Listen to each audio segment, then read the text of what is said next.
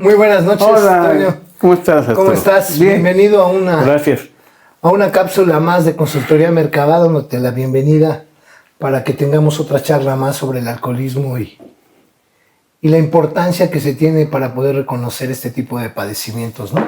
Como lo hemos comentado en todo el inicio de estas cápsulas, en realidad se requiere tener información veraz, ¿no? Siento que es muy importante que la gente vaya conociendo este tipo de enfermedad y cómo poder tratarla, ¿no? Entonces la finalidad de este tipo de cápsulas pues es llegar con esa información a estas personas que ha sido, fíjate, ha sido como interesante. Ahorita hemos tenido estas informaciones que estamos dando ahí por internet que son gratuitas, juntas informativas que tenemos los días martes, ahí también pueden checar en la página para poder inscribirse si están interesados. Estamos hablando de las ideas erróneas que se tiene sobre este padecimiento, ¿no? ¿Qué es lo que piensa la gente cuando escuchan del alcoholismo o cuando ven a un alcohólico, ¿no? Entonces, este tipo de información que a veces tiene la gente es completamente limitada o completamente, pues, podríamos decir, errónea, ¿no? Porque ha sido sorprendente escuchar los puntos de vista de las personas cuando nos dan su experiencia basada en el conocimiento de la enfermedad y vemos que tristemente pues no se tiene pues una orientación o formación respecto a este tipo de padecimientos, ¿no? Entonces, pues la finalidad, como lo digo, ¿no? Pues es realmente llegar a ellos y darles pues esta información que creo que es importantísima en caso de que se tengan personas alrededor con este padecimiento o la misma persona que nos esté escuchando, pues lo presente, ¿no? Hoy vamos a hablar realmente qué sucede cuando un alcohólico se abstiene de la sustancia, ¿no? Cuando por primera vez dice, sí tengo un problema de alcoholismo, ya voy a dejar de beber, voy a dejar la bebida, ¿qué es realmente lo que sucede, ¿no? ¿Por qué hay alcohólicos que al tiempo recaen nuevamente y vuelven a consumir, generando desconcierto total en las familias, descontentos, ¿no? Resentimientos? Como era mi caso, ¿no? Que estos juramentos solemnes que hacía. Me acuerdo que una vez me llevaron a la villa, fui con mi mujer, caminando desde Viana hasta la villa, güey. Me acuerdo que ese día nos fuimos muy temprano, eran casi como las 7 de la mañana, llegamos allá a la avenida, a la que está, creo que es Guadalupe. Casi, ¿no? Entonces, pues caminamos, ¿no? Y mi exmujer pues se sentía prácticamente contenta, ¿no? Porque yo había jurado. Y me acuerdo que pues yo tenía ese juramento y había pasado creo que máximo como 15 días. Y me acuerdo que me fui a beber esa noche. No bebía, o sea, simplemente me invitó mi excuñado a salir a un antro y yo pues fui. Entonces ya estando en el antro, él me dice, ¿no? ¿Qué no vas a beber? Le digo, no, es que ya estoy jurado ahorita. Y me dice, pero juraste para no ponerte hasta la madre, ¿no? Entonces agarré y dije, oye, sí es cierto, yo me puedo echar una o dos. Y pum, bueno, ahí voy, las tomé dos y terminé donde siempre había terminado, drogándome, ¿no? Y ese tipo de actitudes pues eran muy constantes en mí y los juramentos pues al tiempo eran completamente insuficientes para detener este tipo de padecimiento, ¿no? Y hoy vamos a hablar de esas situaciones que vive el alcohólico cuando intenta parar, ¿no? Porque hay momentos, ¿no? En que el alcohólico dice, ya no quiero beber, creo que sí me está haciendo daño la sustancia, ¿no?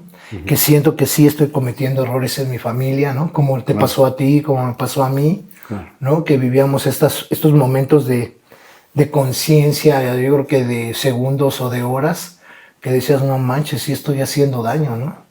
Y decías, ya no lo voy a volver a hacer, prometo no volver a hacerlo. Y pasaban días, hasta semanas, ¿no? Y no bebíamos, pero siempre había un algo que nos llevaba nuevamente a esa copa. ¿Cuál fue tu experiencia referente a este tipo de mala información que tenías referente a tu propio alcoholismo? Bueno, en sí un desconocimiento total con referencia a lo que era la enfermedad. Y la situación es de que es un proceso. Y en ese proceso, o sea, estaba muy duro de tener la mente, en primera. De tener la mente, comprar una idea y muchos fracasos para poder estar un poco, yo diría, un poco en paz conmigo mismo. Pero el problema era detenerme. Porque entonces sí, ya se activaba otra clase de cosas, que estaba peor que el alcoholismo, porque está muy satanizado, pero yo detener la enfermedad y muchos años sin darme cuenta, o sea, fue un proceso más fuerte, porque no sabía la sintomatología de la enfermedad. Entonces para mí era una cuestión en la cual yo quería parar, pero no podía. ¿Habías hecho juramentos? Sí, había prometido, o sea, prometido. ¿Fuiste a jurar a la iglesia? A mis hijos, sí. ¿Fuiste alguna vez a la iglesia? Sí, aquí a la de Cristo Rey, sí. Aquí vivo. Sí, a la de Cristo Rey. ¿Y qué pasó? ¿Qué fuiste? ¿Qué pasó? Cuéntame. Platicar con el padre Rafael y decirle que ya no quería tomar. ¿Y qué te pero dijo, me salieron 200 pesitos esa vez. Y yo me refiero, si te cobraban y decía, te daba un papel, decía, porque de la sacristía, el secretario, el monaguillo, o la chingadera que estuviera ahí, o la secretaria también, y me daban un papel. Hace cuenta que decía el señor José Antonio, deja de beber. Durante cierto periodo. Pero definitivamente yo no tenía ni idea, o sea, esos juramentos no me servían, la verdad. Reaparecía nuevamente. Reaparecían. El deseo de beber, ¿no? Sí, y yo decía, ¿por qué? No entiendo por qué me pasa. Lo justificabas. Sí, el problema, o no es un problema, sino es una situación que yo vi, es el haber parado. Porque entonces sí se empezaba a declarar la enfermedad.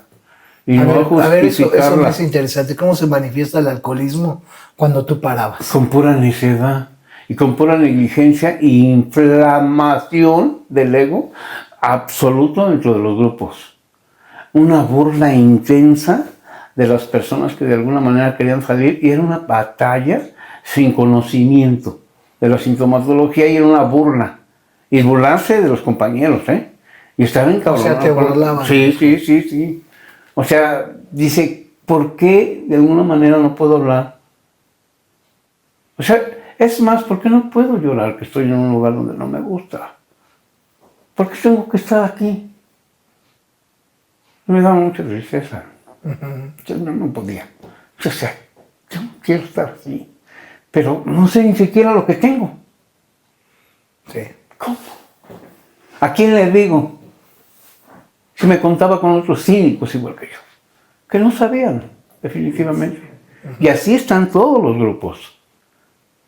Siguen hablando, no de la enfermedad, ni la sencillez de alguna manera. De las aventuras cantinescas. Estaba como una persona, decías que yo tragué tiner. Digo, pues qué tonto eres, ese de rapalería, ¿qué tiene que ver con el tiner? ¿Eso qué tiene que ver? No entiendo. Yo decía, eso es ilógico. O sea, hablaban puras cosas cantinescas, como tú dices, fuera de lugar. Y no, de alguna manera, del dolor que provoca, o sea, el dilema moral en la cual yo tenía que hablar con una sencillez que no podía, no sabía. No podía. Es más, comprar una idea me era muy difícil. Y fíjate que hay varios aspectos que derrumban la intención de un alcohólico cuando por primera vez decide parar, ¿no? Claro. Y vamos a hablar de estos puntos que son el rechazo, el dolor, ¿no? La culpa, la cólera, ¿no? Y los celos. Fíjate que a mí fue interesante cuando yo entro a Alcohólicos Anónimos hace más de 20 y tantos años. Yo me acuerdo que yo recaigo, o sea, yo hubiera tenido un poco más de tiempo, pues probablemente abstinente, y yo recaigo por los celos. O sea, me acuerdo que mi exmujer hizo un comentario de que se había encontrado en la combi a un amigo, a un novio de su prima.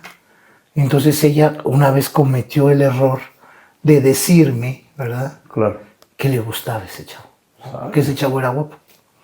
Y para un alcohólico que tiene una memoria sorprendente solo para lastimarse, claro, pues ese fue un recuerdo muy bueno que utilicé al tiempo para beber. Claro. ¿No? Entonces, cuando ella me dice que se lo encontró en la combi, llegó a mi mente imágenes de que platicaron, que se rieron, ¿no? Hasta los vi físicamente dentro de mi mente arriba de la combi, platicando y riéndose, ¿no? Loca. Entonces yo le armé un gran problema. Así y me acuerdo que salimos discutiendo fuertemente y yo me salí a beber, ¿no? Y yo me acuerdo que después de que había recaído, consumí esa noche, después de casi un año de abstinencia, yo duré un año, y yo recaigo. Entonces esa ocasión, yo hago ese drama, güey. Yo bebo, pero no bebí mucho, yo bebí poco. Entonces, los celos, pues me mandan a beber, ¿no? Entonces yo regreso, me acuerdo que todavía el padrino me dice, no hay pedo, güey. Tú sigue viniendo, vamos a hacer como que no bebiste. O sea, el alcohólico del grupo me decía, con tal de que yo me quedara. Yo me acuerdo que ese padrino que yo tuve era un padrino de 35 años, güey, ¿no? En aquel entonces, yo creo que ahorita ya falleció, ¿no? Sí. Y ojalá, pues, si está vivo, pues ojalá escuche esto, pero si no, pues Dios lo tenga, pues, en su santa gloria, ¿no? La neta es que fue muy benévolo conmigo, me ayudó. O sea, me comprendió. Pero a mí los celos me mandaron a ver. Okay. O sea, sí me afectaron, ¿no? Yo te puedo decir, la cólera, pues era una persona muy enojada. Siempre en mi abstinencia aumentó más mi coraje. Trataba peor a mis hijos. Siempre estaba enojado, irritado, intolerado. Entonces también eso contribuyó a mi recaída, ¿no? Y qué poderte decir de la culpa, ¿no? Un estado en el cual pues yo quería accionar por las cosas que yo había hecho en la relación o con mis mismos hijos, ¿no? Pero reconocer que al final de cuentas no podía modificar mis comportamientos, o sea, no podía llegar a ser correcto o tan solo honrarlos, ¿no? Entonces eso también me generaba más culpa, ¿no? Y no te digo el dolor, pues el dolor ya sin sustancia de la vida, pues era sorprendente, ¿no? Porque es ahí donde reaparecían mis deseos, ¿no? Yo me acuerdo que dentro de tribuna, ahí en los grupos, yo agarraba y decía, ¿por qué me casé? Yo debería estar soltero, ¿no? Así eran mis tribunas. Yo les decía, ¿cómo es posible que yo a esta edad ya tenga 2 hijos cuando yo debería de estar soltero? Y me acuerdo que ese padrino me dijo, ten cuidado con lo que dices porque se puede cumplir. Y sí pasó. Yo perdí a mi familia. Mis hijos y mi exmujer se fueron. O sea, estas situaciones, estos síntomas pueden manifestarse de manera sorprendente cuando el alcohólico intenta parar para volverlo a mandar a beber, ¿no? Y en mi caso también lo fue, ¿no? El rechazo, pues yo quería que mi mujer actuara de una manera diferente. Yo sentía que me rechazaba, que no me quería, como que estaba de malas. Y siempre la perseguía, ¿no? Como que, ¿qué tienes? ¿Por qué estás así? ¿Qué te molesta ahora? Entonces su comportamiento de indiferencia a veces me generaba mucha intolerancia y teníamos muchas discusiones. A veces mis hijos también era el rechazo que yo sentía a veces hacia ellos. Y hablo de esto y es fuerte, pero realmente es un padecimiento. O sea, esto es una cuestión sintomatológica que a mí en lo personal me afectó demasiado y puedo decir que yo generé también daño ya en un proceso de abstinencia. O sea, mi misma enfermedad generó más resentimientos en mis hijos, más daño en el núcleo familiar, aún no estando conmigo. Y esto es algo que verdaderamente es fuerte de hablarlo, pero ya no siento tanto dolor porque lo reconozco que es una enfermedad. A mí me ha ayudado mucho el saber que es un cuadro sintomatológico, que es una incapacidad generada por una enfermedad. No lo estoy justificando, he asumido la responsabilidad, hoy he tratado de detener el alcoholismo a través de un programa, o sea, hoy sí trato de ser más consciente en eso. Decía el libro, transmítelo, ¿no? O sea, ya no nos sentimos tan mal por pensar o sentir lo que sentimos, claro, ¿no? O sea, simplemente es algo que está ahí y que lo voy a tener por enfermedad, ¿no? Entonces hoy afortunadamente tengo un programa de recuperación que pues me ayuda abiertamente a poder realmente tener un cambio, ¿no? Sé que hay muchas consecuencias que hoy han sido difíciles de remediar, pero pues se tiene que seguir, ¿no? Yo tengo que hacer algo por el alcoholismo y el alcoholismo debe ser detenido. Fíjate, hay una cosa muy fuerte que tengo como un sentimiento muy dentro a lo que le llamamos el amor, por ejemplo, el amor a nuestros hijos. Y cuando hablo de cosas fuertes con relación a nuestros hijos, el hablar de rechazo, el no quererlos, el hablar de querer y no poder. Eso me genera como una situación como que... de sufrimiento. Me da lástima de mi persona, sí, el que no tenga yo esa capacidad. O sea, no puedo comprar ideas. estúpidas, sino que tengo que sentir un dolor para ver si puede algo dentro de mí poderse callar. Fíjate, cuando hablamos de esas situaciones, o te he escuchado, que nosotros, ojalá algún día alcancemos el amor, yo dije, ¿de qué está hablando? Sí, yo siempre he dicho, ojalá yo antes de morir pueda volver a recordar lo que es ese sentimiento, porque prácticamente yo me he movido por la culpa, por el rencor, la lascivia, el miedo. O sea, en mí esos han sido mis autopropulsiones, ¿no? O sea, yo confundí durante mucho tiempo el amor con la culpa, ¿no? El dar desde una culpa, actuar sobre un rencor, ¿no? Querer ir a buscar desde una lascivia, ¿no? Claro. Y estar paralizado desde el miedo. O sea, era realmente una forma de vivir que yo tenía. O sea, prácticamente era algo que pues, yo desconocía. Y hoy me estoy abriendo, porque fíjate que recibí un comentario ahí de una persona que nos puso ahí en el Facebook. Y realmente le agradezco mucho su punto de vista, porque pues también es válido, ¿no? Él decía que yo era una persona que hablaba hueca, que realmente había aprendido lo que era, pues, solo el libro, ¿no? Y qué bueno, ojalá yo algún día aprenda todo lo que está en ese libro, ¿no? Y yo lo pueda tener en mí, porque eso me va a salvar la vida, ¿no? ¿Será que ya no tengo esa forma melancólica de hablar mi sintomatología como la tuve durante muchos años? Y esto que yo te estoy contando ahorita, yo estaría llorando. Estaría enclaustrado en un estado melancólico, como si estuviera cantando. Estaría más o menos así. Bueno, pero realmente, o sea, porque así era, ¿no? Bueno, esos estados de si no te hubiera sido, ¿no? Y estar llorando. No, me encantaba más el sufrir, me tocó a mí en esta vida. Fíjate, ya que estás hablando de eso, de la forma tan fuera de lo común, o lo común, de la forma normal, mundana, de esa melancolía. La gente le gusta la melancolía. Creo que el precio de lo que tú estás hablando, eso que dices que tú lo hubieras hablado melancólicamente, algo pasó y se activó. ¿Sí? No es lo contrario, ni lo adverso, sino es la verdad. El problema es que nos gusta la melancolía. En todos los grupos nos agrada. Es una de las es una sustancia preciosa. O sea, si lo vemos desde un punto de vista en el cual tú estás hablando, ejercitándote y escuchándote. Fíjate bien, ejercitándote y escuchándote. Y siendo más o menos congruente con lo que dices, hablando de la sintomatología, algo que está dentro te cura. Claro, esto es lo que no acepta la gente.